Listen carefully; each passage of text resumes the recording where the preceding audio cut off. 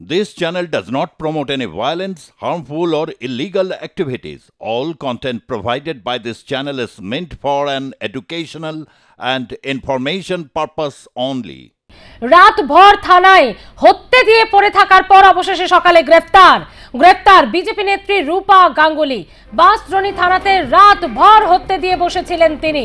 তাদের 4-5 জন কর্মীকে গ্রেফতার করা হয়েছে এবং সেই কর্মীদের পাশে থাকার বার্তা দিতেই রাত ভর থানাতে হত্যে দিয়ে বসেছিলেন বিজেপি নেত্রী রূপা গাঙ্গুলি। সকালে তাকে বাঁশদ্রোণী থানা গ্রেফতার করলো বলে খবর। বাঁশদ্রোণী থানার ভেতরে রাত ভর বিক্ষোভের ঘটনায় গ্রেফতার বিজেপি নেত্রী রূপা গাঙ্গুলি। বাঁশদ্রোণী এলাকায় আপনারা জানেন যে গতকাল মহালয়ার 7 সকালে মর্মান্তিক দুর্ঘটনা, ছাত্রের মৃত্যু, তারপর ক্ষোভ বিক্ষোভ, এলাকা একেবারেই রণক্ষেত্র হয়ে উঠেছিল। পুলিশকে কাদা জলে দাঁড় করিয়ে রেখেছিলেন স্থানীয়রা, কারণ তারা দীর্ঘ 15 বছর ধরে এই যন্ত্রণা ভোগ করছেন। এলাকায় রাস্তা সারাই হয় না, কোনো উন্নয়নের কাজ নেই, অভিযোগ স্থানীয়দের। বিজেপি কর্মীরা স্থানীয়দের পাশে ছিলেন, ক্ষোভ বিক্ষোভ দেখিয়েছিলেন, সেই অপরাধে গ্রেপ্তার করা হয়েছিল তাদের। সঞ্জনা লাহিড়ী রয়েছে আমাদের প্রতিনিধি। সঞ্জনা, রূপা গাঙ্গুলিকে বাঁশদ্রোণী থানার পুলিশ কেন গ্রেপ্তার করলো, কি কারণে?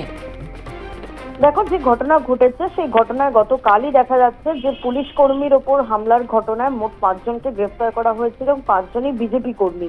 এদের মধ্যে অন্যতম ছিল রুবি মণ্ডল, যে 115 নম্বর ওয়ার্ডের শেষ নির্বাচনে বিজেপি প্রার্থীও কিন্তু ছিলেন। এবং এই 5 জনকে অন্যায়ভাবে গ্রেফতারের ঘটনায় কিন্তু কার্যত বিক্ষোভ প্রদর্শন করতে গতকাল রাতে যান রূপা গঙ্গোপাধ্যায় থানার ভেতরে। কার্যত তিনি বিক্ষোভ প্রদর্শন করছিলেন, এমনকি এই বিজেপি কর্মীদেরকে ছাড়ার জন্য তিনি জোরাজুরিও করেন।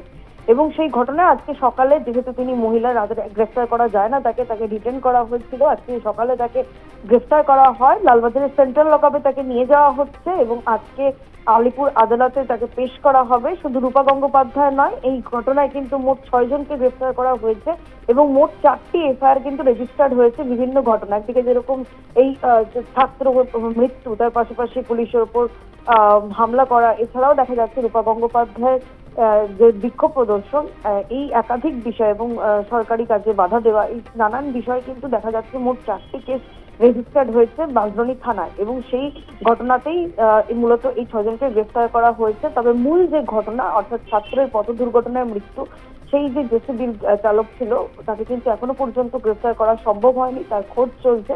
তবে সর্বশেষ খবর অনুযায়ী মোট 6 জনকে গ্রেফতার করা হয়েছে। এদেরকে আজ আলিপুর আদালতে তোলা হবে এবং আদালত কি রায় দেয় সেটাই কিন্তু এখন দেখা। ধন্যবাদ সঞ্জনা।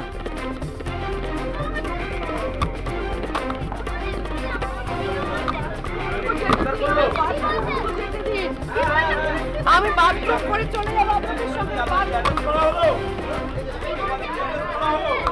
রূপা গাঙ্গুলিকে গ্রেপ্তার, লালবাজারে নিয়ে যাওয়া হচ্ছে তাকে সেন্ট্রাল লকআপে। রাত ভর থানাতেই হত্যে দিয়ে পড়েছিলেন রূপা গাঙ্গুলি এবং শুধু রূপা গাঙ্গুলি নয়, তার সঙ্গে আরো 2-3 জন কর্মীকেও গ্রেপ্তার করা হয়েছে।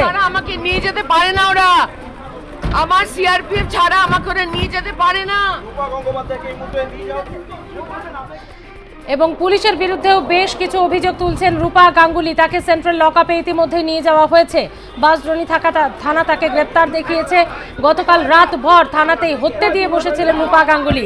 কেন কর্মীদেরকে অযৌক্তিক কারণে, বিনা কারণে ষড়যন্ত্র করে পুলিশ গ্রেপ্তার করেছে, এরই প্রতিবাদ জানিয়ে থানাতেই হত্যে দিয়ে বসেছিলেন রূপা গাঙ্গুলি।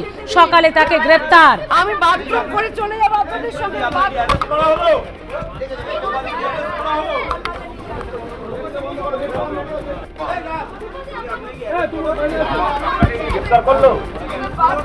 দেখি আরে বাথরুমে আপনাকে